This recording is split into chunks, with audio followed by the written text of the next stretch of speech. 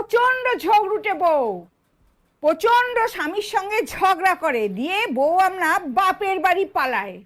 তারপরে স্বামী নিরুপায় হয়ে বউকে ফোন করে, কিন্তু বউ তো এতই রাগী, বউ আর স্বামীর ফোন ধরে না। তারপরে স্বামী তো প্রায় ফোন করে, দিয়ে একদিন ওই বউয়ের ফোন শাশুড়ি ধরে। শাশুড়ি বলে, বাবা আমার মেয়ে বলেছে যে তোমার মতন ছেলের সঙ্গে ও আর ঘর করবে না। তারপরে বেশ কয়েকদিন যায়, আবার স্বামী অনেক ভাবনা চিন্তা করে আবার বউকে ফোন করে। তখন আবার শাশুড়ি ফোনটা ধরে, দিয়ে বলে, বাবা বাছাধন তোমার কি লজ্জা শরম বলে কিছু নাই? আমার মুখ থেকে এই কথা তুমি আর কতবার শুনবে?